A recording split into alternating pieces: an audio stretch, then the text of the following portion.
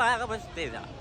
Nandito tayo sa aming bayan ng Malabon mga kapustira, kung saan ating titikman ang pinakamasarap na lugawan. Ha? Ayan, at may kasama pa akong padrino, si Mamart. Ha?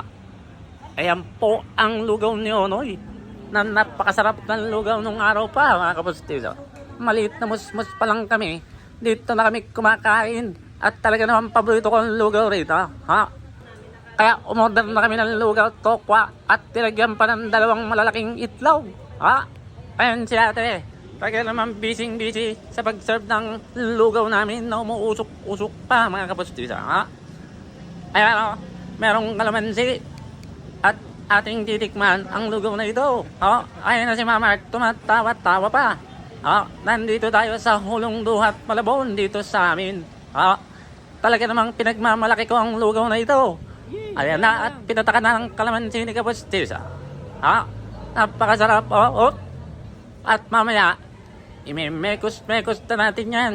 Ha? Nahulog pa yung isang kalamansi. Excuse me po ulit mga kapustisa. Ha? Ayan, at pinemekos-mekos na ni kapustisa. Napakasarap po niyan mga kapustisa. Ha? Ang sarap po, umuusok-usok talagang mapapaso ang dila mo. Ha? May itlog pa. Ayan o. At kukuhan na rin si kapustiso ng napakasarap na tokwa. Ha? Malutong-lutong pat lalagyan mo ng sukang medyo matamis-tamis. Hindi ko alam kung paano timpla ang ginagawa ni Onoy dyan. Ha?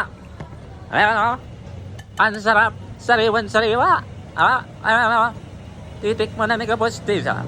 Unang tikim. Ha? Ha? Haluin mga kapustisa. Ha?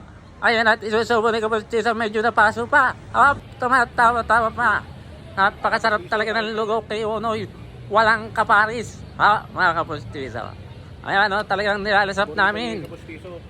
Napakainit. Bagay na bagay ngayong tag-ulan. Hindi natin tatantanan yan. Pasok!